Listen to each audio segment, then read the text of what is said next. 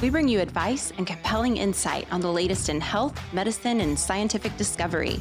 From tips for getting better sleep to discussions about major issues like health disparities in America, we'll talk about it. You're listening to Texas A&M Health Talk, part of the Texas A&M Podcast Network.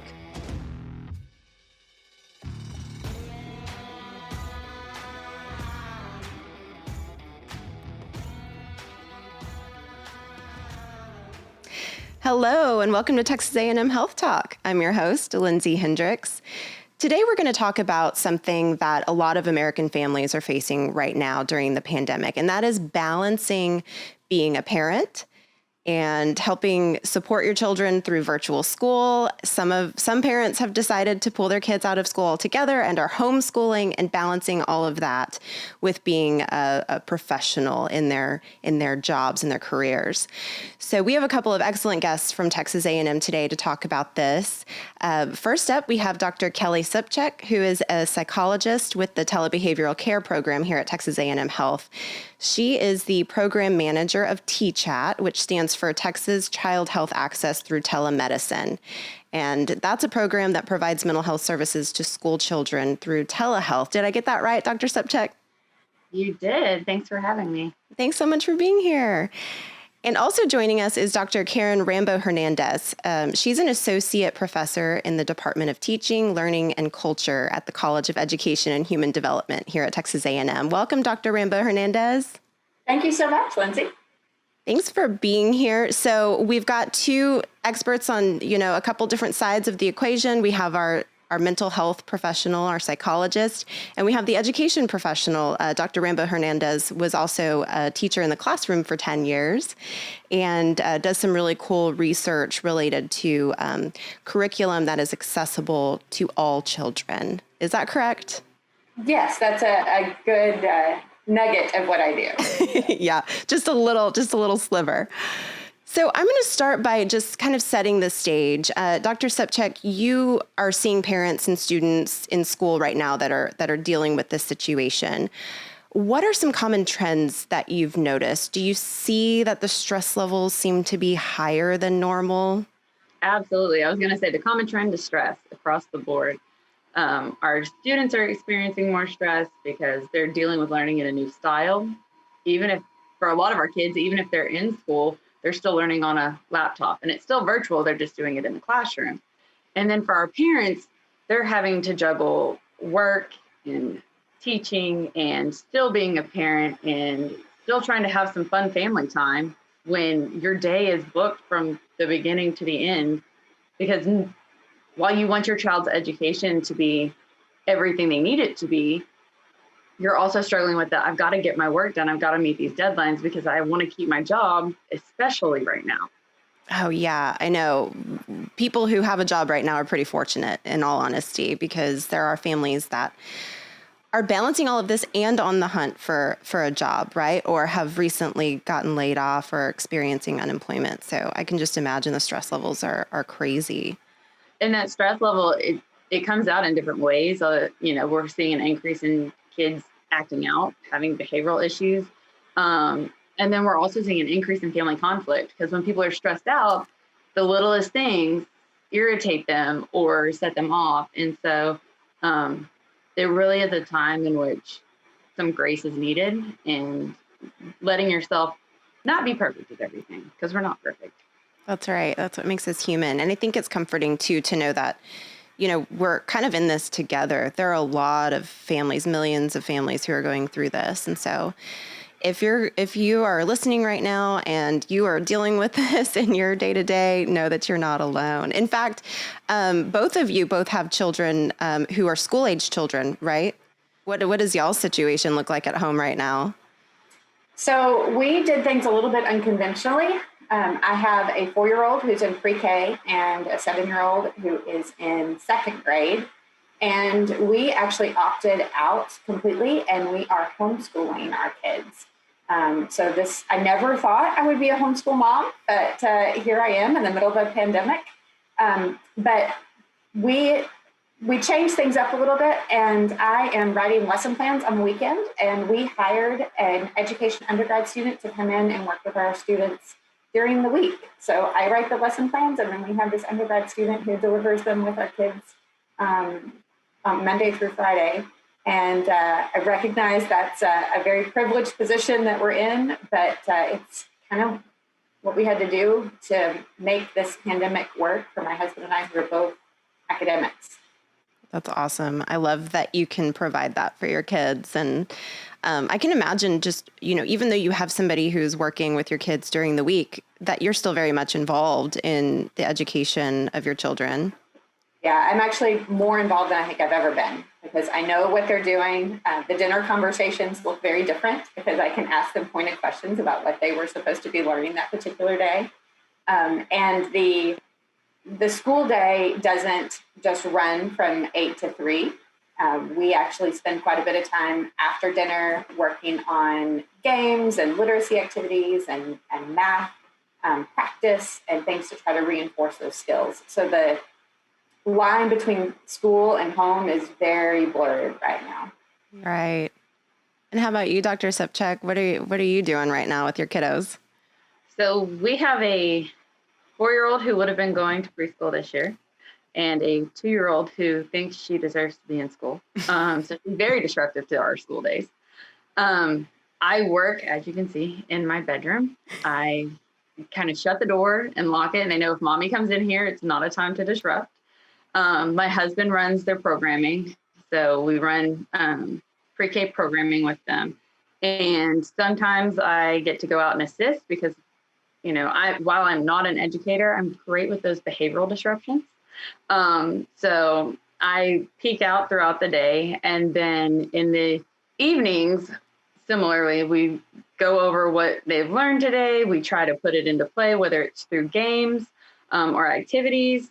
And then a lot of outside time when we can, when the weather permits, to try to get them engaged with nature and learning about bugs and dirt and bacteria and how that happens, which maybe not be pre-K, but we go through that. And then I end up making up for my work day at night. So once the kids go to bed, that's when I'm back in doing my work, catching up notes, catching up paperwork, dealing with whatever writing and different aspects that I have at my job that have to get done. So, the day is much longer, but it's also, there's a piece of it that I love because I see my kids during the day and I'm more involved in their daily activity and I don't feel like I'm missing out on a lot. So there is that. Yeah, there are definitely silver linings in all of this. But like you said, we don't know how long this is going to go on, balancing all of this, almost trying to squeeze every minute out of every day. People are working from, the moment they wake up in the morning until they go to bed at night. And I can imagine that can have an impact on, your mental health and then also that of your children's too. If they're used to going to school from 8 to 3:30 or 8 to 4, and now they're extending their academic day into the evening and sometimes in some cases on the weekends as well. This is the tricky question, right? The key question is, how can parents navigate try to manage their own stress and anxiety level while also tending to the needs of their kids? Yeah, it's a tricky balance. It really is. And one of the key things that I talk to my parents about and that we implement in our lives is schedule. There is an increased anxiety when we don't know what to expect. There's increased stress when we don't know what's coming, right? As humans, we like to be in control and we like to know what's coming. It gives us a sense of safety and security. And a schedule is a great way to do that. When you're going to get up, you stick to the schedule every day. And I think it's been a little bit easier for kids coming back this year as opposed to when it got transitioned in the middle of the year. Oh, that's true. So they're a little bit more prepared, right? So being prepared, having a schedule, having a set agenda for the day can be extremely helpful. Also taking breaks throughout the day. When we're working in an office or working on a job, you get breaks. There are natural breaks that occur. You talk to your coworkers, you go get coffee, you get up and get water, whatever it be, like you're interacting with people and there's natural breaks. Right now, we don't have that and our kids don't have it either. So letting them, for younger kids, maybe they work for 20 minutes and then they have a 10-minute physical activity, watching a video on YouTube that's like dancing and exercise or going outside, whatever it may be, getting them up, getting them moving, getting them back engaged. It decreases some of their misbehaviors, and it also gives us a break. I'll go and dance with my girls for 10 minutes and have fun and then get back into my work.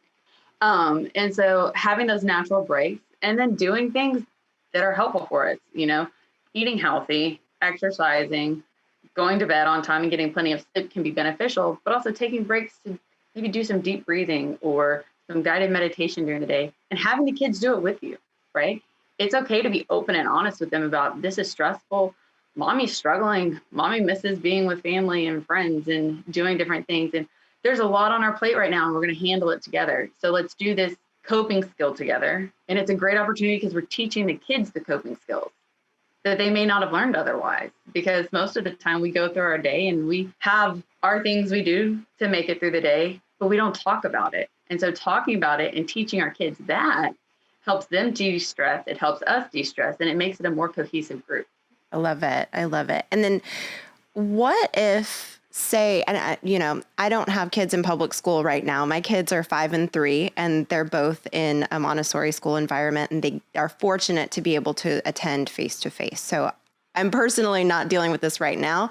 I was when the pandemic first started and school was closed, right? So there's a struggle there. What can parents do to kind of balance the roles of being a child's parent and being a child's educator? Because those, although seem like they should go hand in hand, often don't work out quite like we would hope. So I can be my son's parent all day long, but when it comes time to sit down and do some math homework, it can really be a struggle because he doesn't want to listen to his mommy when it comes to school. He's used to listening to his teachers when it comes to school. So do you have any tricks up your sleeves or strategies that you've implemented that seem to work? Yeah, so I was a classroom teacher for 10 years and I loved it. I had a ball with it. I won awards for my teaching. Like, I'm good at teaching. But when it comes to working with my own kids, it's a totally different ballgame. And so I just want parents to know that you're doing something really hard. It is a very different place to be from being the parent to being the teacher. And one of the things that I have found to be really helpful is what was successful for me as a classroom teacher was really working on building relationships with my students. And if I focused on the relationship side, then they cared more about what they were learning and they had a safe space if they made mistakes and it wasn't the end of the world. I was a math teacher. And so there's a lot of kind of anxiety that goes around learning mathematics. So I've had to remind myself when I'm teaching my kids, we've had some disruptions in our care due to COVID exposures and people getting COVID and the whole thing. So there have been times where I have been the full-on teacher, is that I need to also focus on the relationship side with my kids and not just on this is what we're going to learn and this is how you're going to do it. And but to keep in mind that they have needs and they have a desire to connect with me in addition to just learning whatever it is that we need to learn for that day. Yeah, and I think it's easy for us who are not professional teachers and aren't in the classroom all the time or studying education to be really rigid in our approach to how we tackle problems, right? How I was taught to tackle a math problem, for instance, or, a writing assignment. And so what are some ways that we can be a little bit more flexible and maybe get creative in our approaches with our kids as our students now, essentially? So I cheat. While I've never been an educator, I have gotten working in schools. I have been in so many classrooms doing observations, and I see these amazing, wonderful, creative professionals doing awesome things. Like, I struggle with my 2, right? And they're managing like 26 of them. Right. I'm like, oh, but they have tricks and they have trades, like 1, 2, 3, eyes on me, to get kids to pay attention. And they'll say, so the teachers will say 1, 2, 3, eyes on me. And the kids are like 1, 2, eyes on you. And it gets them back into the zone of attention. I'm like, that's amazing, right? There's also like behavior motivation, right? So we'll tell kids, if they're not doing what they're supposed to do, clap your hands, pat your head. What's 2 + 2, right? Or write your name. You get them to do something that you know they're going to do, and it activates it. So it's an activating technique to get them on task. Also, giving them stickers or check marks or smiley faces, like, oh, you completed this one, good job, let's go on to this next task. All of those things are really helpful, and it helps kids see that they're achieving and they're doing something, right? It's also great to encourage them on the things that they're good at. When they're dealing with a difficult task, they're going to be less likely to engage. Something that's hard for them, it doesn't feel good to struggle. It doesn't feel good to not be successful. So encourage them. I really like the way they're doing math, right? They're maybe getting the answers wrong. I really like the way you're writing your numbers so neatly, right? It's finding what they're doing well in supporting that, and then tell them it's okay to struggle. That's the point of it. When you make a bad grade on a test, sure, you want to make great grades all the time. But when you make a bad grade, that's what tells us what you need to learn. I don't want to just teach you stuff you already know. I need you to make mistakes so I know where you need to get help. And just, coming at it from a positive mindset, because yes, they are going to behave worse for us than they do for their teachers. It's the nature of the beast. They don't have the peer expectations around them either, right? I don't want to get in trouble in class because Johnny's going to see it. They don't have that at home. They can be their authentic selves. And so it makes it a little bit more difficult, but there's tons of great websites for, the teachers use, because they are super creative and they come up with amazing ways to teach our kids. So I would encourage parents to, spend a little time online and find different resources that can be helpful. I love it. I love it. And you brought up a really good point about that kind of peer motivation that I hadn't considered before, your behavior being reflected back to, your friends, and having almost that positive peer pressure to behave and perform, right? Now, you were talking about potentially your kids not doing well on a math problem, but what can a parent do to kind of check in and gauge how their students are doing with the curriculum overall? So say a parent sees that their kid is consistently struggling with the curriculum, or on the other end, they're just breezing through it like it's a piece of cake, something that they've already mastered, right? Neither of those are optimal scenarios. So what can a parent do to work with the teacher to kind of find that sweet middle ground? So I encourage my parents to talk to the teachers. I mean, the more communication you have with them, the better it is. We know from research over the years that parent engagement is a factor of child achievement. So the more engaged a parent is, generally, the better the kid's going to be doing in school.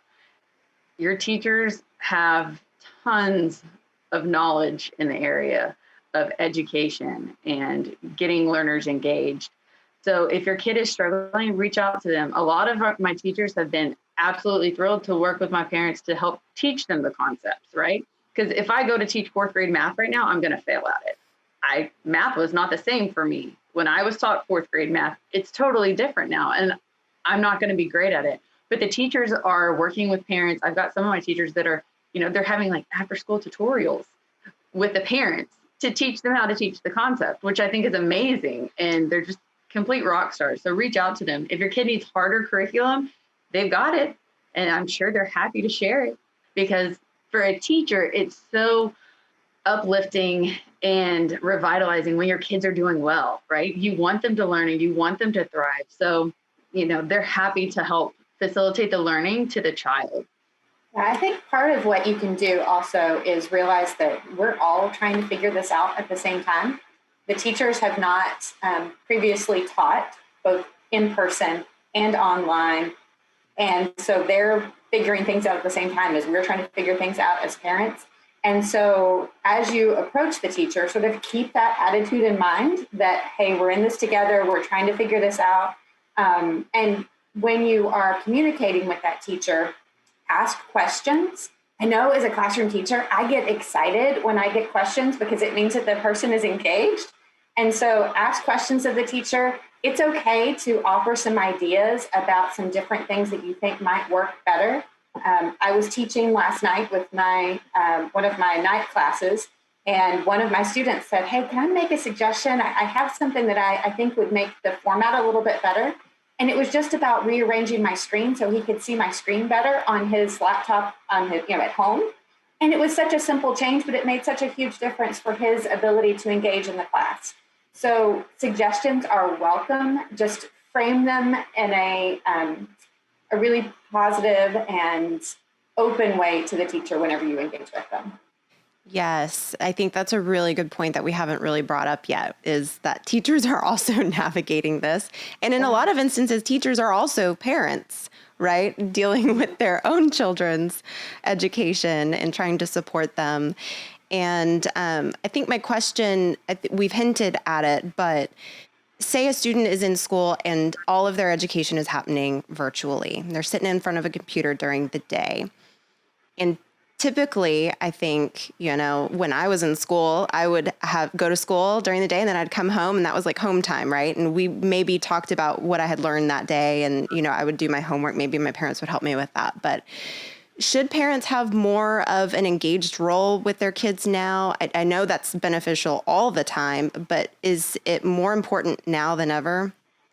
Absolutely. I think whenever we're struggling with something, whenever something is different or stressful, we have a tendency to isolate, and increasing that engagement, we know will decrease stress.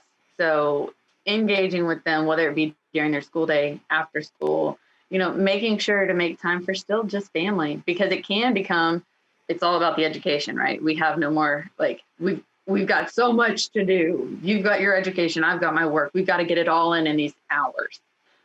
But it's important to have that boundary and still have the family time, still have the fun time, watching a movie with popcorn, going out on a walk, whatever it may be, and not talk about school, talk about something else, talk about their favorite video game or their things that they've seen on YouTube, or, how much they want to be with their friends, because staying engaged, staying supportive, baking things together, whatever it may be, having that family time will allow you to get some stress relief as the parent and also allow the kid.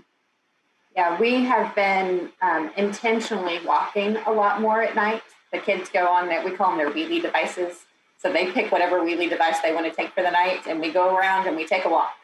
And then we'll come back and we'll continue having conversations.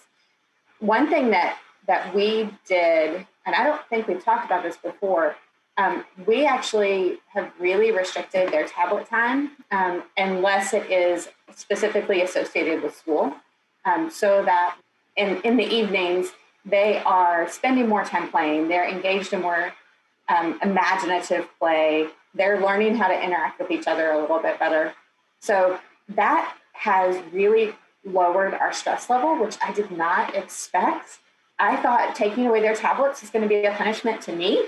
But after we got through, just a few days of saying we're taking these away, not because you're misbehaving, but because we want the time to really engage with you as people, and we have some things we want to work on with you, they were like, oh, okay. And they just kind of rolled with the flow. And that removing of the tablets has really been helpful outside of the school time.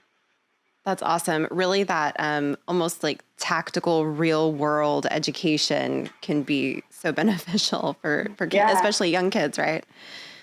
So what are some strategies for recognizing our own needs as parents, as individuals, and then on the flip side, recognizing your children's needs and when to put one above the other? And it sounds weird, I think, for a lot of parents to think that they could put their own needs ahead of that of their children's.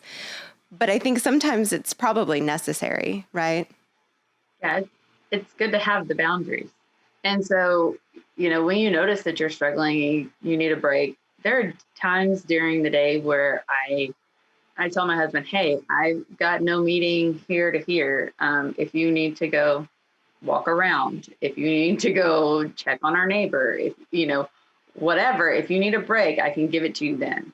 Because, it's working as a team to try to figure out what works best. And maybe that's getting with friends who, they're struggling with the same thing, and letting the kids go on a walk and have them up ahead, and like you can talk about adult stuff, like whatever it is for you. But there are definitely times when you need to take care of you. And so even going in a room, I am blessed that I can come in my room and lock the door, right? And have my space. And so setting that up, and, kids are resilient. They can do things on their own, and you can give them activities that they enjoy that they don't have to be monitored on. So you know what? This is time to go in the playroom. Go to the playroom for a little bit. Mommy and daddy need a break. We need grown-up time. We're going to have a grown-up conversation. Y'all go to the playroom. And that's okay. It's good for them because, like you said, Dr. Hernandez, you get that imaginative play, right? You get that engagement and social engagement, and they behave completely differently when we're not around. And that's good for them. They're learning it. So yeah, taking care of yourself. You cannot, what is it? When you go on the airplane and they're like, you put the mask on yourself first and then you put the mask on them. And they reiterate that with you, because if you don't take care of yourself, you're not going to be able to take care of them, right? You have to care for yourself, do what you need to do so that you're in a good place mentally, so that then you can support them. Because if you have nothing to give, they get nothing. Mm-hmm. Yeah, there's a phrase that I've heard several times, that more is taught than taught. And so our kids are watching us to see how we're handling the stress and what we're doing to make sure that we maintain our sanity through this crazy pandemic. And just this week, one of my kids accidentally spilled all of the spaghetti noodles that we were going to have for dinner on the floor. And I had no backup spaghetti noodles. And I got so frustrated that our spaghetti was all over the floor. And so I was pretty, this little thing just really threw me through the roof. But I tried to model for my kids what I needed to do to calm back down and move forward with our dinner without our spaghetti noodles. So they can see that, yes, I'm a real person. I get frustrated. They see the good, the bad, and the ugly. But there are some tactics that you can do to sort of bring yourself back and not let it ruin your entire day. I love it. And then also, unfortunately, kids can also pick up negative stress management and anxiety management strategies, or however some people do things in an unhealthy way. So I think it's important to know that eyes are always on us, even when we're not aware of it, right? I mean, I think about my 3-year-old picking up language I wouldn't approve of him using, and I don't recall using it around him, but they seem to hear everything you're saying. So just always being cognizant of that. And I think modeling is a good approach. Are there any other stress management strategies for kids in particular? I know it can be tricky to think about, kids under 10 implementing stress management strategies on their own. So is there anything in particular that you can do as a parent to help support or introduce for them that could help them, feel better? The easiest one to teach is going to be deep breathing. Or diaphragmatic breathing. On YouTube, there's one called Jelly Belly. I love using it with kids. It's awesome. They have a aquarium, so they're watching fish, and it's telling them how to fill their jelly bellies, because your belly is wiggly and it can go out really big and it can go in. So it's pretty cool. Another one that's pretty easy is 5, 4, 3, 2, 1, where you have the kiddo list off 5 things that they see. So 5 things around them that they see. Then they list off 4 things that they can feel. So I can feel the chair underneath me. I can feel my hair hanging down, 4 things they can feel on their body. And then 3 things that they can hear. So maybe it's the buzz of the computer, the air conditioner, and the birds outside. And then 2 things that they can smell. So paying attention to that sense. And then 1 thing they can taste. And you go through that, and it brings them back to the moment. So yes, there is all kinds of stuff going on in the world, and there's all kinds of stress surrounding us every single day. But 5, 4, 3, 2, 1 gets you back grounded into the place where you can be okay right now, because we're safe and we're all here and it's good. So it's a really useful technique for parents too. I was just going to say, I think I could use that. Kids like it. And there's some great visuals of it to where they can do it on their own. Where even if your kiddo isn't reading yet, it's like 5 and it's the feel, or 5 and it's the see, and 5 and it's 4 and it's the feel. So it guides them through it. And it's a great thing to be able to do together and just discuss what it's like being at home. Yeah, I would also add just moving, making sure that your kids are getting regular breaks to move around and wiggle. And I taught my kids the wiggle water game, where I say wiggle water and they wiggle, wiggle, wiggle as much as they possibly can and run around. And then I yell still water and they have to freeze in whatever position they're in. And so just doing that for 2 or 3 minutes to get them physically moving around and not just sitting still all day. Those sound like pretty good strategies, not just for little kids under 10, but pretty much all age groups, right? I could even see teenagers getting, and me too. Yeah, getting the opportunity to just act silly, right? To just kind of de-stress a little bit. I used it with middle school students when I was classroom teacher, and they loved it. Oh, I love that so much.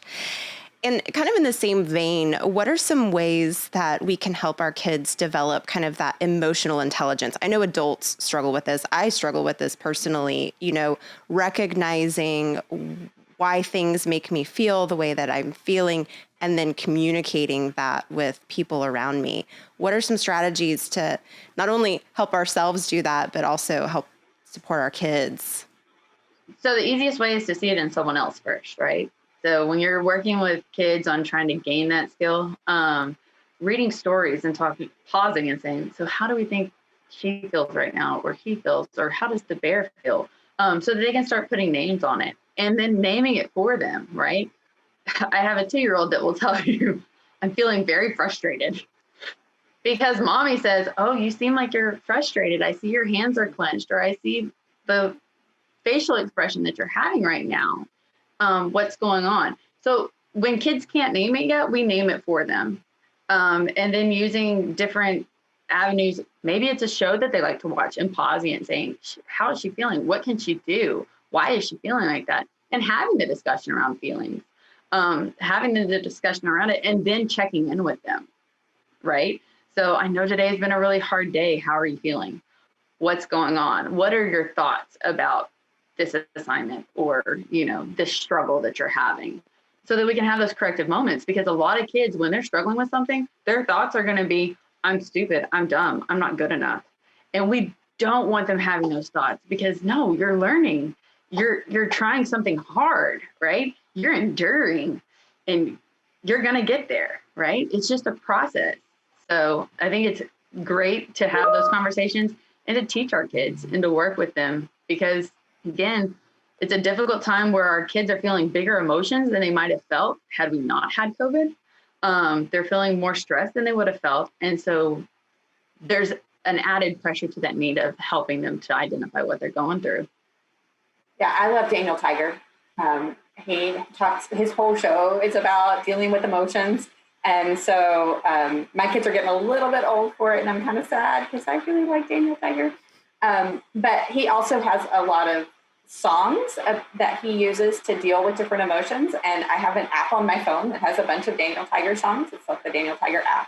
And so we can go in and play the different songs when there are different emotions that the kids are struggling with or getting used to and being able to name.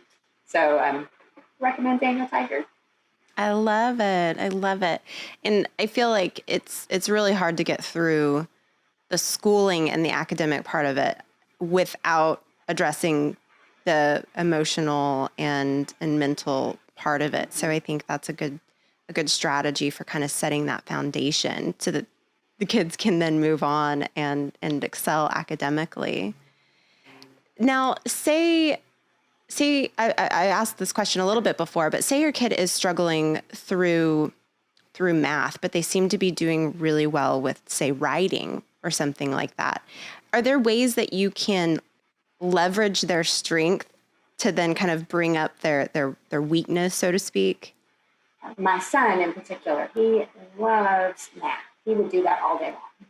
But ask him to put pen to paper and do some writing, and it is just not what he enjoys doing. He would he's flying through his math homework and he's just struggling with his writing. So one thing I have tried to do is to connect what he enjoys with his writing more. And because I'm homeschooling, I have that flexibility. So one of the things he was learning was about a particular fable. And so I had him write a script about that fable. And then he got to use his computer to video a little puppet show, but he had to use the script that he wrote. So trying to find ways to connect what your student loves to do with the things that they may need a little more practice on, so that it's not quite such a drudgery to do it. I love that creativity. You can tell you're a teacher. You have the creative vibe. But yeah, so I think it's important, like preferred tasks, right? You can use a preferred task to get them started and engaged, and then go to a more difficult task. And you know what? When we get this done, we can do this other preferred task. And yeah, it's important. Meet them where they're at. And it's that relationship piece, right? So parents know their kids. You get to learn your kids in a new way. And then now you can use that to help them learn. Because teachers are creative. Like they make it work, and they work on the kids' skills and what the kid likes and knowing their students. And it's so much work, and they're so amazing in so many ways. But it helps to know what your kid likes and to be able to work outside the box. And if you're struggling, reach out to the teacher and ask them, like, hey, how can I do this? And, if there's a difficulty to it, if you've come up with a solution, sharing that might also be helpful, because your teacher can then use that with other kids that they're working with, because your kid's not the only one struggling, right?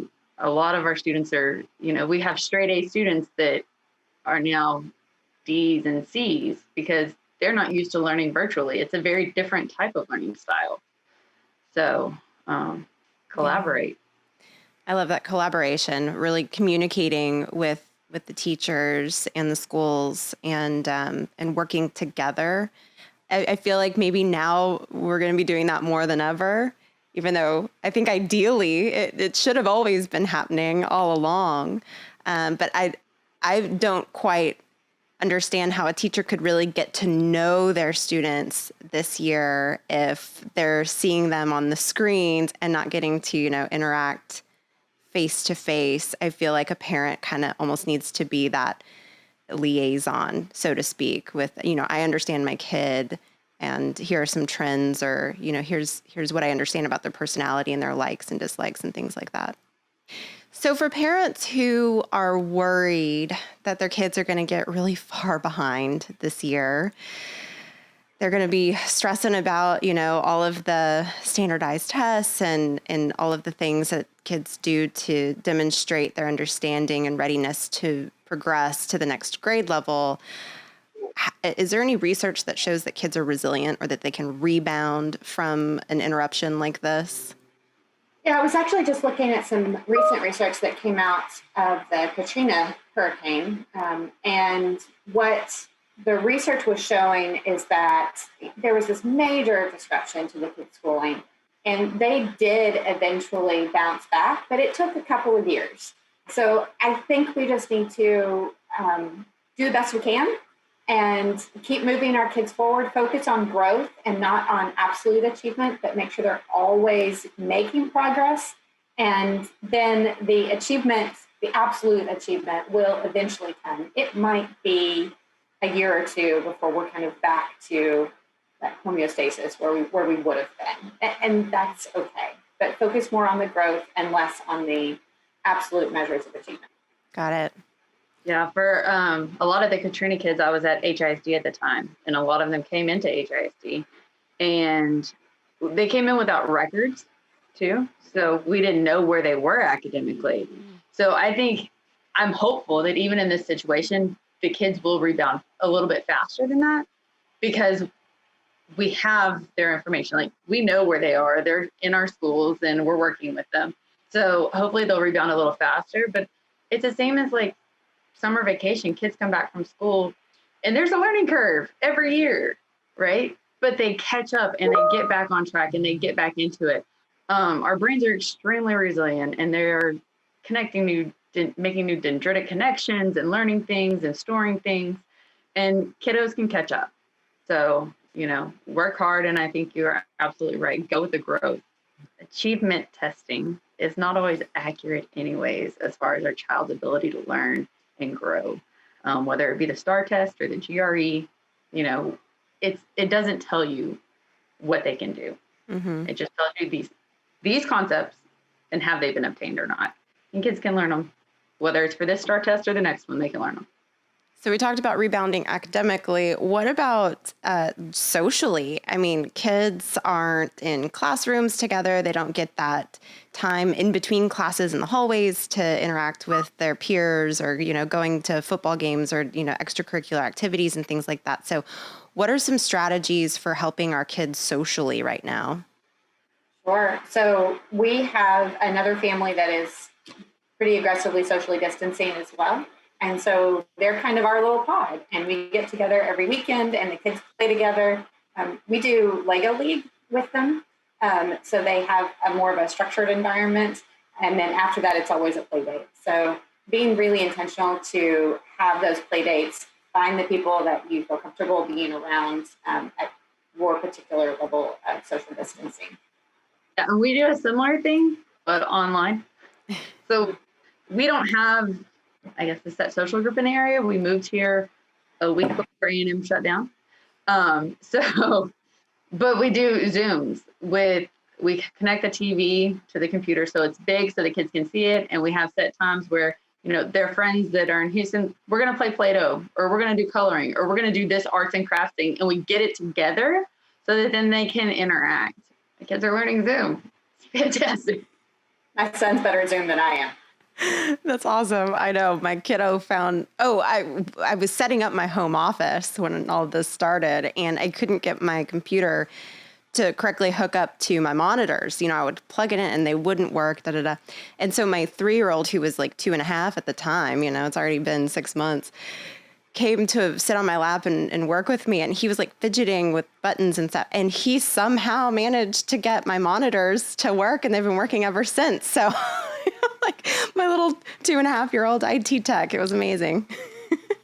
So we've talked a lot about some silver linings. I don't think this is all gloom and doom. I think some good things will come from this. It sounds like families might get tighter. It sounds like we're going to discover new coping mechanisms that we maybe didn't have to tap into before that could benefit us from now and for the rest of our lives and for our kids' lives too. Are y'all recognizing any other silver linings in this that we can end on like a hopeful note? Well, we know whenever kids or adults or anyone goes through trauma, which, this has been deemed as a long-term trauma, right? Mm-hmm. Because it's just a constant state of stress. We know the benefit to it is we get resiliency, right? We become able to handle little things so much better. And even when big things face our kids, for struggles that they'll have as adolescents or as young adults and facing rejection and dealing with all the negative in life, we're going to have a generation of kids that has higher resiliency than the one before, and higher skills and higher ability to deal with that stuff. And in the workforce, that's an amazing thing. So I would think this generation has the potential to really make some changes, to really make a difference in the world. And maybe we leave the rat race of America a little bit, right? Because they're going to see the importance of being with your family, the importance of spending time together, the importance of these things. And so, instead of going to school for 7 hours and coming home with homework and being taught that, yes, you should take your work home every night and you should continue to work even once you get home, they're going to learn a balance and they're going to learn some boundaries, which I think could change the face of how we come to work and how we engage economically and educationally in our nation, which would be beneficial. Yeah, on a much smaller scale, I know I'm being much more intentional about the activities that I engage my kids in, the time that I spend with them. And I feel like I just know my kids better. And I like that. Now, I wish it didn't take COVID for that to happen, but I think that the relationships that I have are stronger as a result. Yeah. And, maybe this is just the beginning. Hopefully we'll get better at this as time passes. I know we're a ways off probably from a vaccine. So this is kind of what our world looks like right now. And some people are rocking it. Others are struggling and dealing with additional traumas on top of just this crazy situation that we're all in. So I think for me, it just gets better with time and practice. And I think we'll end up for the better on the other end for all of the reasons that y'all just stated. Well, thank you both so much for being here today. This was an awesome conversation. I learned a lot of cool new strategies that I'm going to start implementing with myself and my kids. So thank you for all of your knowledge, and good luck with everything as you're both navigating this along with the rest of us. Thank you so much for addressing this topic and, spreading information for people. And this has been an absolute pleasure meeting with y'all today and talking with y'all. Same here. It was really a joy to talk about what's going well and what's not going well, and hopefully provide a little bit of perspective to whoever is listening. But we'll get out of this somehow. Absolutely. Well, thank you both. Y'all have an awesome rest of your day. Thank you for joining us on Texas A&M Health Talk, a production of the Texas A&M University Health Science Center. Visit us on the web at vitalrecord.tamhsc.edu, where you'll find answers to all of your health questions. Until next time, stay healthy.